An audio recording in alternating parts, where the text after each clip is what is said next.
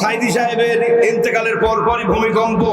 আমার মনে হয় বাংলার ফেরাউনদের, বাংলার ঘষেটি বেগমদের, বাংলার শয়তানের এবং ফেরাউনদের উত্তম জাতের দুগ্ধপোষ্য প্রেতাত্মাদের আওয়ামী শাসনকে বোধহয় বুড়িগঙ্গায় ডুবিয়ে মারবে। আল্লাহ বলতেন না না, বিশ্বনন্দিত মুফাসসির বলতেন যে আমরা মৌলবাদী, আমরা স্বাধীনতা বিরোধী, আমরা মানবতা বিরোধী, আমরা মৌলবাদী, আমরা মূলে বসবাস করি, গাছের মূলে আমরা মূলে বসবাস করি। আর যারা বামপন্থী, রামপন্থী, সাম্রাজ্যবাদী, আধিপত্যবাদী, ধর্ম নিরপেক্ষতাবাদের ধরাধারীরা, ওরা বাস করে গাছের আগায়।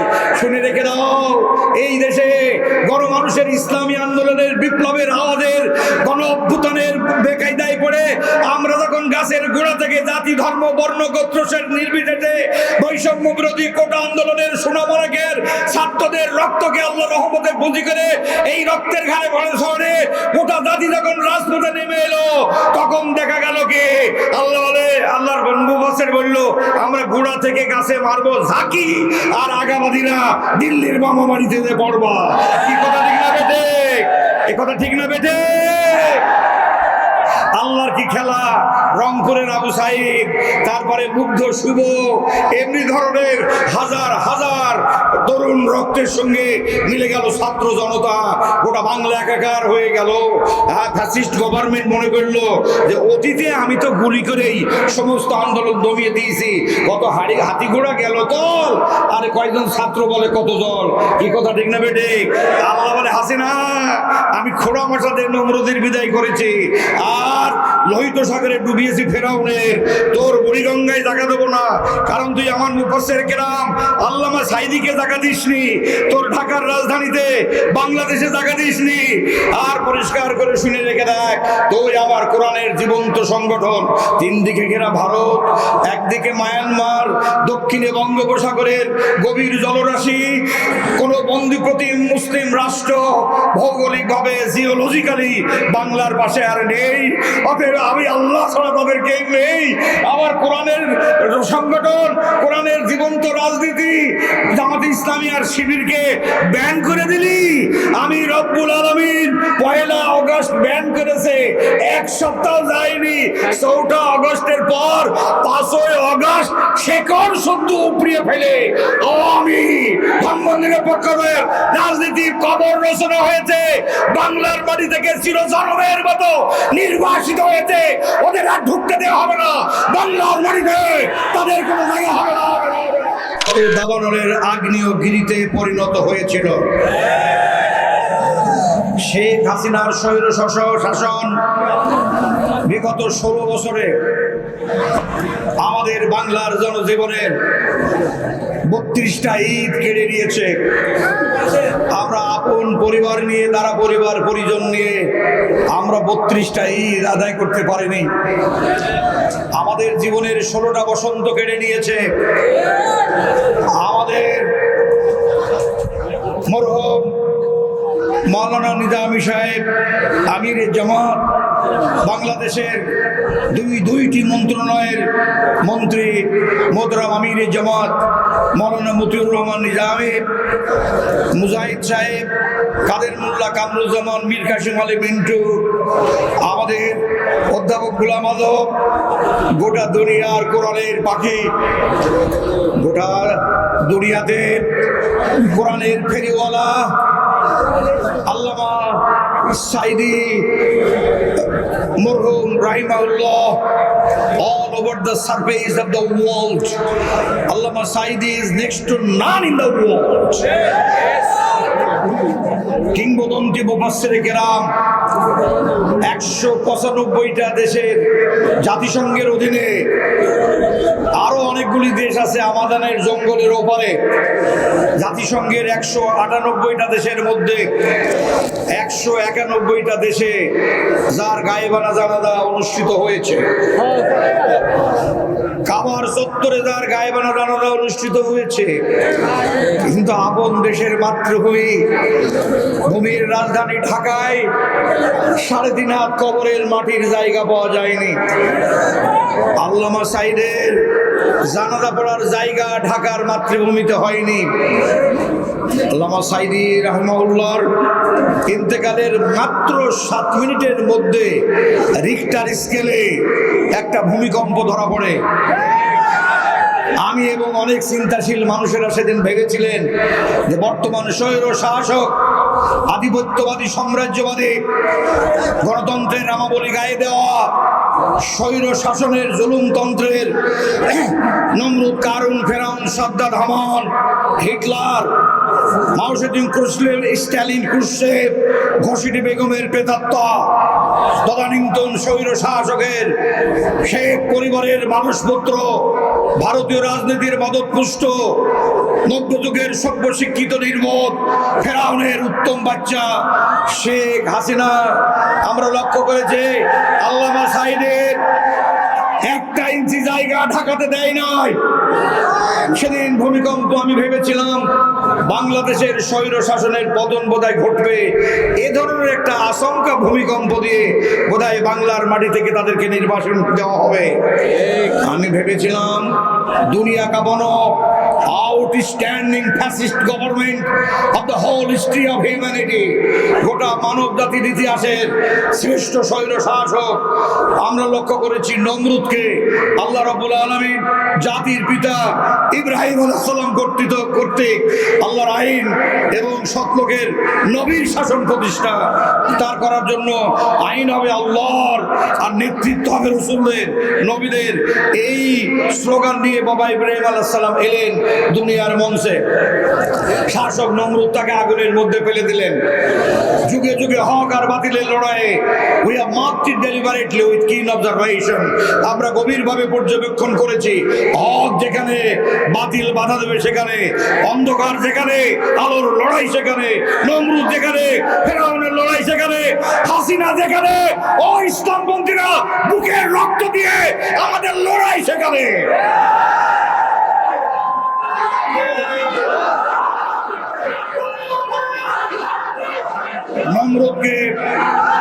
নমরুদকে খোঁড়া মশা দিয়ে আল্লাহ দুনিয়া থেকে বিদায় করলেন। এত বড় দুনিয়া কাঁপানো স্বৈর গভর্নমেন্ট।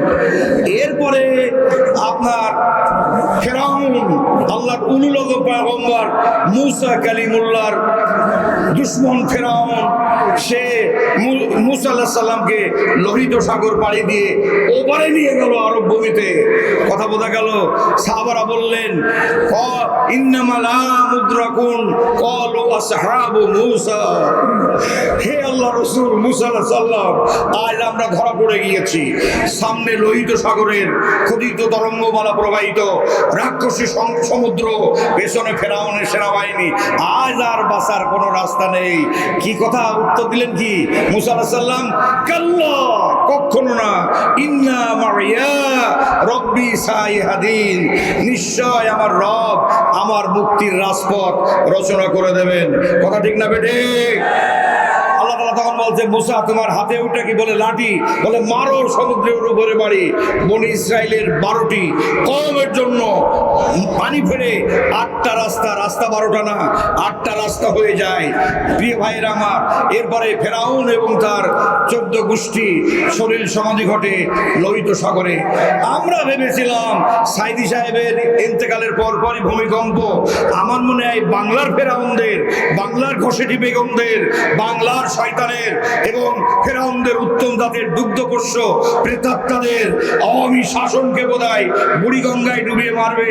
আল্লাহ বলতেন না না, বিশ্বনন্দিত মুফাসসির বলতেন যে আমরা মৌলবাদী, আমরা স্বাধীনতা বিরোধী, আমরা মানবতা বিরোধী, আমরা মৌলবাদী, আমরা মূলে বসবাস করি, গাছের মূলে আমরা মূলে বসবাস করি।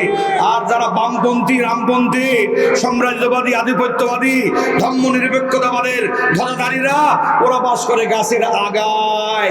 শুনে রেখে দাও, এই দেশে গণমানুষের ইসলামী আন্দোলনের বিপ্লবের আওয়াজের গণ অভ্যুত্থানের বেকায়দায় পড়ে আমরা যখন গাছের গোড়া থেকে জাতি, ধর্ম, বর্ণ, গোত্রসের নির্বিশেষে বৈষম্য বিরোধী কোটা আন্দোলনের সোনামরাগের ছাত্রদের রক্তকে আল্লাহ রহমতে পুঁজি করে এই রক্তের ঘাড়ে ভরে শহরে গোটা জাতি যখন রাজপথে নেমে এলো, তখন দেখা গেল কি আল্লাহ বলে, আল্লাহর মুফাসসির বলল আমরা গোড়া থেকে গাছে মারবো ঝাঁকি, আর আগাবাদীরা দিল্লির মামাবাড়িতে পড়বা। কি কথা ঠিক না বেটে? এ কথা ঠিক না বেটে? আল্লাহর কি খেলা! রংপুরের আবু সাইদ, তারপরে মুগ্ধ শুভ, এমনি ধরনের হাজার হাজার তরুণ রক্তের সঙ্গে মিলে গেল ছাত্র জনতা। গোটা বাংলা একাকার হয়ে গেল। ফ্যাসিস্ট গভর্নমেন্ট মনে করলো যে অতীতে আমি তো গুলি করেই সমস্ত আন্দোলন দমিয়ে দিয়েছি, কত হাতি ঘোড়া গেল তল, আরে কয়েকজন ছাত্র বলে কত জল। কি কথা ঠিক না বেটে? আল্লাহ বলে হাসিনা, আমি খোড়া মশাদের নমরুদের বিদায় করেছি, আর লোহিত সাগরে ডুবিয়েছি ফেরাউনের। তোর বুড়িগঙ্গায় জায়গা দেবো না, কারণ তুই আমার মুফাসসির কেরাম আল্লামা সাইদিকে জায়গা দিসনি, তোর ঢাকার রাজধানীতে বাংলাদেশে জায়গা দিসনি। আর পরিষ্কার করে শুনে রেখে দেখ, তুই আমার কোরআনের জীবন্ত সংগঠন। তিন দিকে ঘেরা ভারত, একদিকে মায়ানমার, দক্ষিণে বঙ্গোপসাগরের গভীর জলরাশি, কোন বন্দীপ্রতি মুসলিম রাষ্ট্র ভৌগোলিকভাবে জিওলজিক্যালি বাংলার পাশে আর নেই। অতএব আমি আল্লাহ ছাড়া তাদের কেউ নেই। আমার কোরআনের সংগঠন, কোরআনের জীবন্ত রাজনীতি, জামাত ইসলামী আর শিবিরকে ব্যান করে দিলি। আমি রব্বুল আলামিন 1 আগস্ট ব্যান করেছে, এক সপ্তাহ যায়নি, 4 আগস্টের পর 5 আগস্ট শেকড় সদ্য উপড়িয়ে ফেলে আওয়ামী ধর্মনিরপেক্ষদের রাজনীতির কবর রচনা হয়েছে। বাংলার মাটি থেকে চিরজনমের মতো নির্বাসিত হয়েছে। ওদের আর ঢুকতে দেওয়া হবে না বাংলার মাটিতে, তাদের কোনো জায়গা হবে না।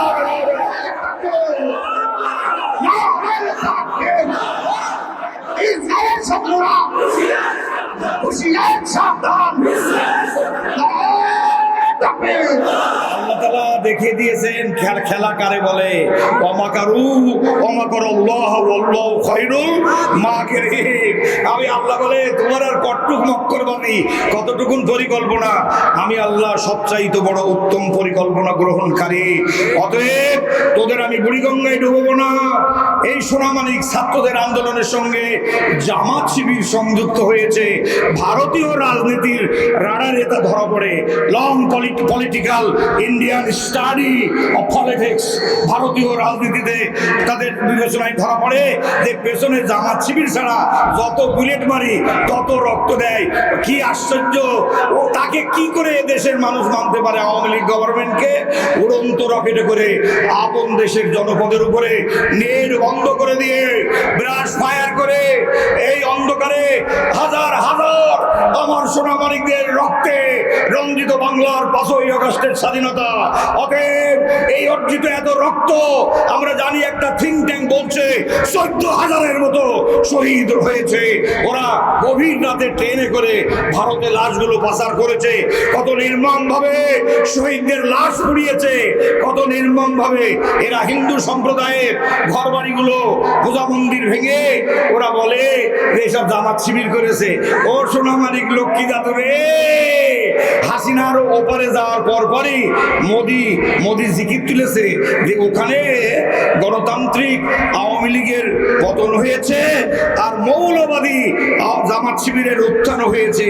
ওরা হিন্দুদের দান মান নিয়ে, জীবন সম্পদ নিয়ে সিনেমিনি খেলা করবে।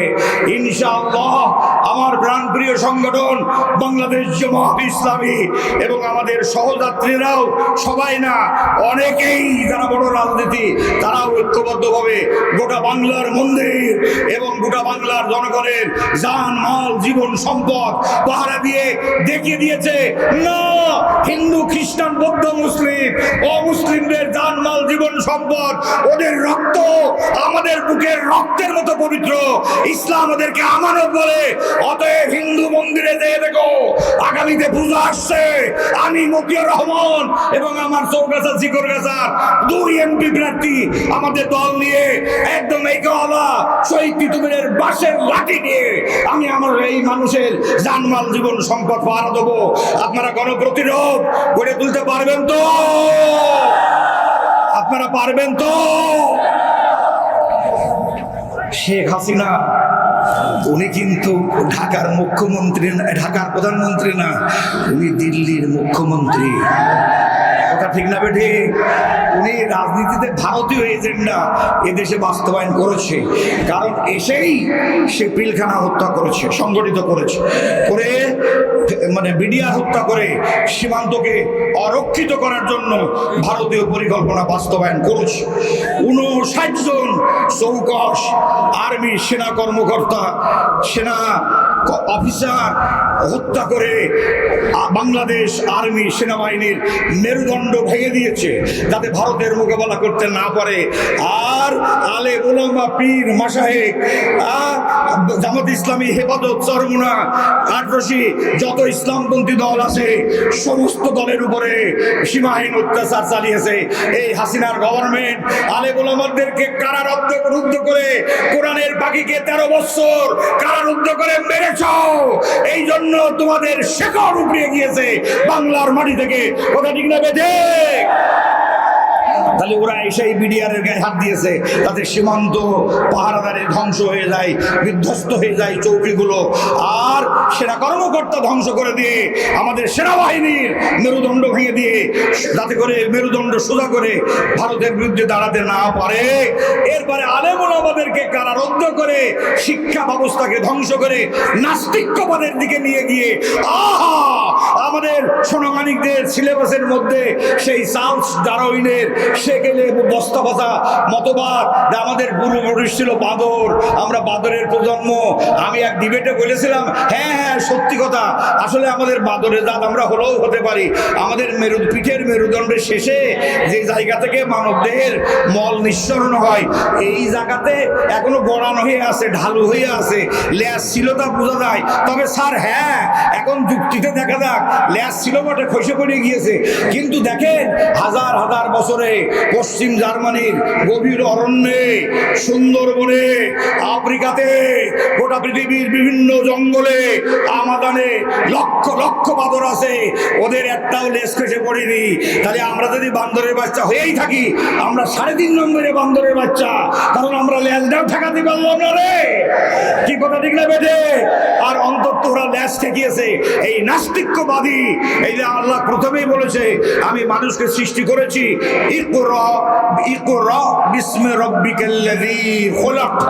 পড়ো তোমার রবের নামে। অর্থাৎ মুসলমানদের লেখাপড়া হবে রবের নামে, কোনো বামপন্থী রামপন্থীর নামে কোনো তাদের প্রণীত সিলেবাসে লেখাপড়া হবে না। এই মুসলমানেরা দেশ স্বাধীন হয়েছে, এদেশে কোরআনের সিলেবাস ছাড়া, হাদিসের সিলেবাস ছাড়া অন্য কোনো লেখাপড়া চলবে না, চলবে না, চলবে না। রাজি আছেন আপনারা? তবে হ্যাঁ হ্যাঁ হ্যাঁ আমার হাই আছে, স্লোগান দিও না, আমার হাই আছে। হ্যাঁ, তবে হিন্দুরা তাদের ধর্মগ্রন্থ পড়বে, খ্রিস্টান বৌদ্ধ তাদের নাগরিক, ধর্মীয়, মানবিক সব অধিকার ফিরে পাবে। হাতে সময় নেই, সব কথা বলবো না, ছোট্ট একটা কথা বলবো। হযরত মুয়াজ বিন জাবাল রাদিয়াল্লাহু তাআলা আনহুকে আল্লাহ রাসূল ইয়েমেনের গভর্নর করে পাঠানোর সময় মসজিদে নববীর সামনে দাঁড় করে বললেন, হে মুয়াজ বিন জাবাল, তুমি কোথায় যাচ্ছ? বলে, হে আল্লাহ রাসূল, আপনার পক্ষ থেকে ইয়েমেনের গভর্নর হিসেবে যাচ্ছি।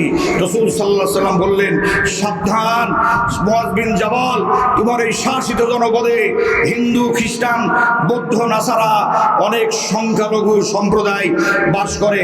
তাদের অন্ন, বস্ত্র, বাসস্থান, শিক্ষা, চিকিৎসা, 5টি মৌলিক মানবীয় প্রয়োজন সহ তাদের হিন্দু মন্দিরের গির্জা পাগোড়ার একটি নাগরিক সুরকি পরিমাণ যদি তাদের নাগরিক অধিকার বিনষ্ট হয়, হে মুসলিম শাসক, আমি তোমাদের বিরুদ্ধে স্বয়ং রাসূল সাল্লাল্লাহু আলাইহি ওয়াসাল্লাম ফরিয়াদ করব, তোমাদের দোয়া আকাশে কবুল হবে না।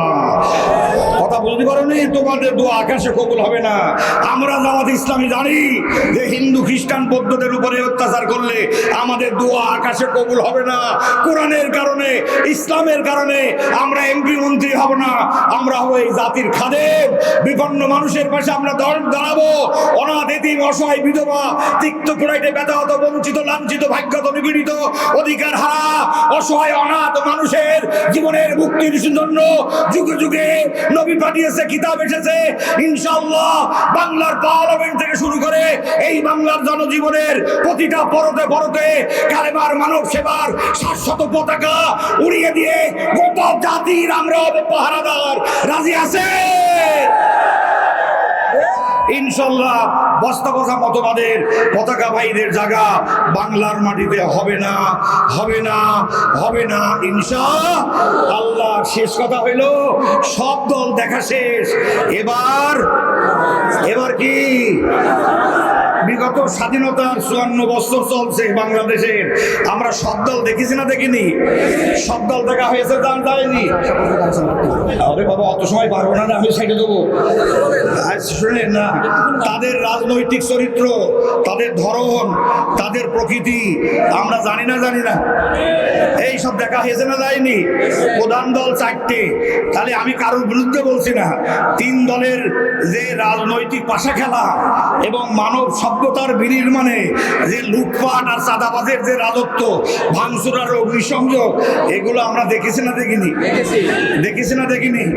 কথা বলছেন না কেন? দেখেছি। জামাত ইসলামী কি পাওয়ারে গিয়েছে?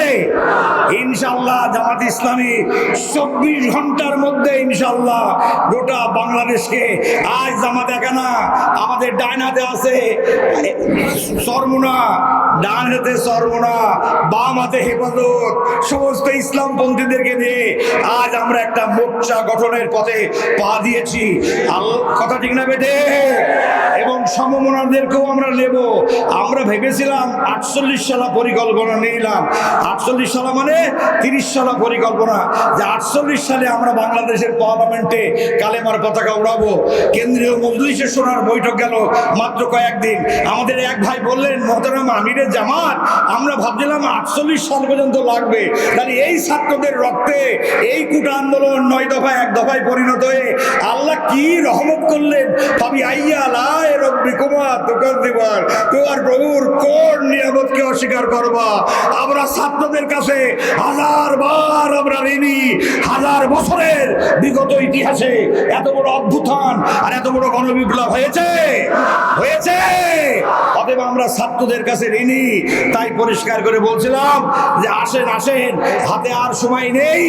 আমাদেরকে দেশ ও জাতি গঠনে আল্লাহর কিতাব এবং নবীর সুন্নাহকে সামনে নিয়ে একটি আমরা আগামীর বাংলা হবে, সোনার বাংলা। কথা ঠিক না বেটে? আজ জামাত ইসলামী একা না, জামাত বানের পানিতে ভেসে ওঠেনি।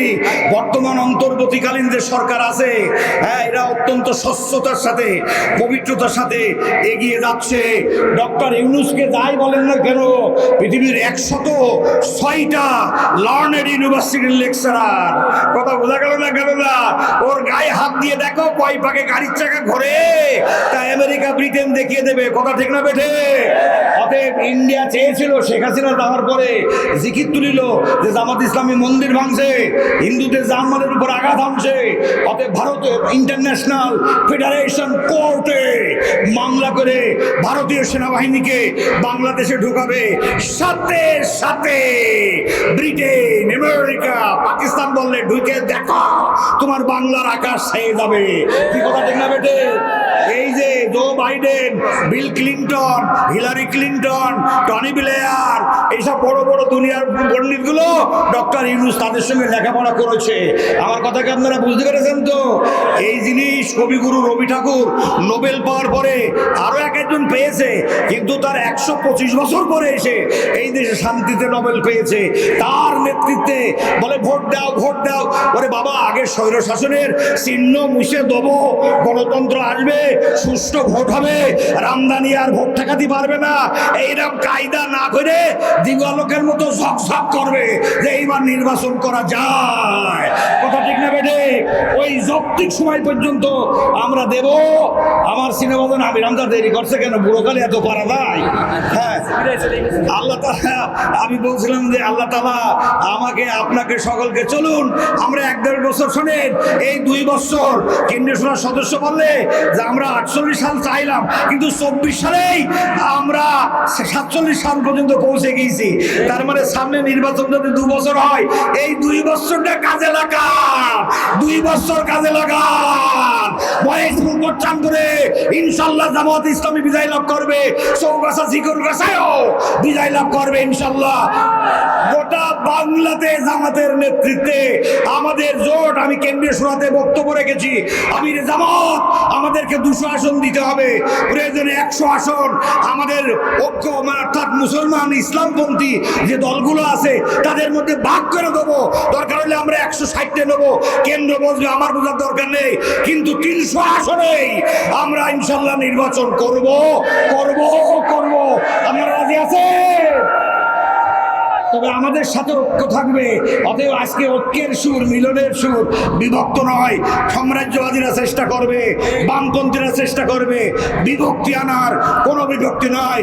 এক কোরআন, এক কালেমা, এক নবী, এক আসমান, এক জমিন। আসেন তার ছায়াতলে। আফা গায়রা দীনিল্লাহি ইয়াবগুন ওয়া লাহু আসলামা মান ফিস সামাওয়াতি ওয়াল আরদ তাওআন ওয়া কারাহা ওয়া ইলাইহি তুরজাউন। এই আয়াতের জীবন্ত আমল করি, গলা বসে গিয়ে যার পারার জন্যই।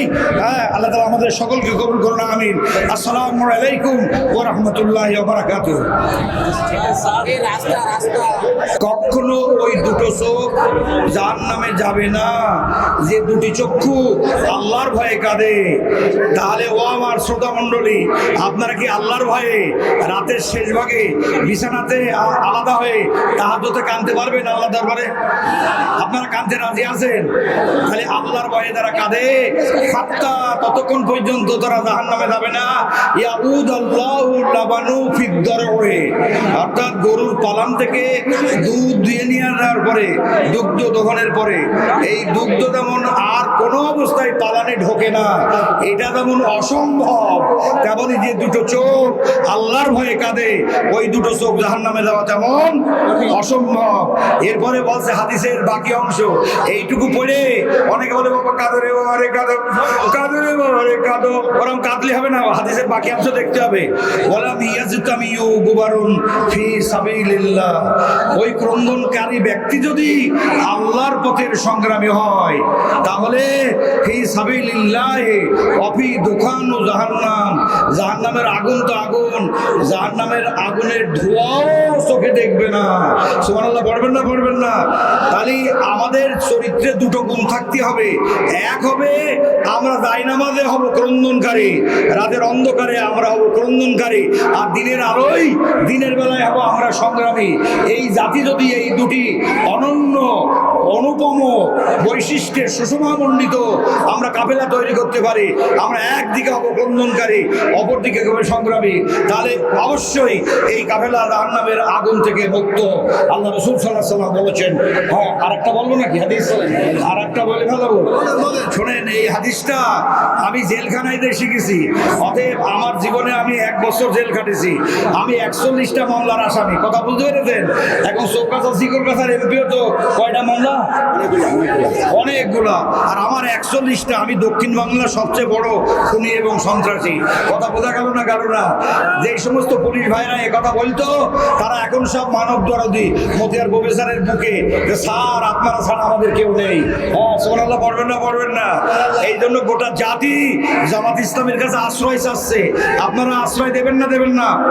এই আশ্রয় দেবেন না দেবেন না? আশ্রয় দেবেন না দেবেন না? জামাতের কোন লোক যদি হিন্দু মন্দিরে যায়, কারোর বাউল লুট করে, সন্ত্রাসী করে, চাঁদাবাদি করে, আমরা এটা করি নে, আমাদের চরিত্রের বাইরে, তারপরেও দুটো একটা মাসি বন্ধ মানে না। কেউ যদি যায় তারে বেঁধে রেখে আমাদের খবর দেবেন, আমরা হাজতে ঢুকিয়ে দেবো। কথা ঠিক না বেটে? এর নাম জামাত ইসলামী। কোরআন হাদিসের কারখানা ছাড়া ভালো মানুষ পাওয়া যায় না, ভালো মানুষ পাওয়া যায় না। অতএব কোরআন হাদিস বাদ দিয়ে কোনো জায়গায় ভালো মানুষ পাওয়া যাবে না। আর হিন্দু ধর্ম আমি কম বুঝি নে। হিন্দু ধর্ম মতামত দেববৈ দীক্ষাত শিষ্য শাখা সমন্বিত গঙ্গা জলস্য পুনস্তাদিভাং মরুস্তাল নিবাসীনে মালাক্ষী পঞ্চগহ্বর ভবয় মিত্রং অল্লাম দেষ্টং পরমোত্তম পরমদুদু ঐশ্য ইল্লোলে মিত্রা বরুণ রাধা তম্মাত্তিনি দিব্যনি পুনস্তাং দুদু অল্লাহ রসুর মোহাম্মদ কং আল্লাহ ভগমং কবর হবয় মিত্রং আল্লাহ আল্লাম আল্লাম আল্লাম আল্লাহ ইল্লুল্লতি ইল্লাল্লাহ ওয়ালাম ইয়াকুল্লাহু কুফুয়ান আহাদ আল্লাহ আল্লাম ইল্লাল্লাতি ইল্লাল্লাহ ভবিষ্যৎবাণীর 3য় অধ্যায় 5 থেকে 8 নম্বর শ্লোক। আমার নবী কত বড় নবী, তার প্রধান সাহাবে হবে 60 জন, তাও হিন্দু ধর্মে আছে। চতুর্ভি ভ্রাতৃভেদঙ্গ করিষ্যমি কলিক্ষয়ম, কলিযুগ যখন ক্ষয় হবে তখন 60 জন প্রধান সাহাবী সহযোগী ভ্রাতার সাহায্যে তিনি জগতে অশান্তি দূর করে ন্যায় কায়েম করবেন। সুবহানাল্লাহ পড়বেন না পড়বেন না? আমাদের নবীর প্রধান সাহাবী 60 জন, আবু বকর, ওমর, উসমান, আলী হায়দার। কলকি পুরাণের 2য় অধ্যায়ে 11 নম্বর শ্লোকে প্রথম অংশে কলকি অবতার আসবে। হিন্দুরা সেই আছে কলকির আরবি মুহাম্মদ সাল্লাল্লাহু আলাইহি সাল্লাম, ইংরেজিতে বলে লর্ডেবল, pressed, admirable, illustrious and renowned, আরবিতে বলে আহমদ বা মুহাম্মদ সাল্লাল্লাহু আলাইহি সাল্লাম। তাহলে হিন্দুরা সেই আছে মোহাম্মদ আসবে, তিনি এসে গিয়েছেন, কিন্তু এখনো তারা সেই আছে তলোয়ারের যুগে আসবে। অশ্বমাসী কুমর অহদেব দত্তং জগৎ অধিপতি অসীনা সাধু দমন অষ্টৈশ্বর্য গুণান্বিত। এটা ভাগবত পুরাণের 1200 স্কন্ধে 2য় অধ্যায়ে 19 নম্বর শ্লোকের মধ্যে আছে যে মোহাম্মদ এমন একজন অবতার যে তিনি জিহাদের ময়দানে, যুদ্ধের ময়দানে ঘোড়ার পিঠে চড়ে যেতে ভালোবাসবেন এবং তিনি তলোয়ার দ্বারা পাপের বিরুদ্ধে যুদ্ধ করবেন। তার মানে তলোয়ারের যুগে কলকি অবতার আসবে, বিশ্বনবী মুহাম্মদ সাল্লাল্লাহু আলাইহি সাল্লাম আসবে। এটা হিন্দুরা আজ থেকে 6000 বছর আগে তাদের ধর্মগ্রন্থ থেকে জানে। ডক্টর জাকির নায়েক তো বলেছেনই, আর ডক্টর জাকির নায়েকের মাইকি আসার আগেও 2003 সালে আমার লেখা বই আছে এই ব্যাপারে। একদম গোল ধরে ঘাট গরুতি খায় না, এরা মনে করলে হবে না। আমার কথাকে আপনারা বুঝতে পেরেছেন না পারেন নাই? তাহলে তিনি তলোয়ার ধরে যুদ্ধ করবে। তার বাপের নাম কি?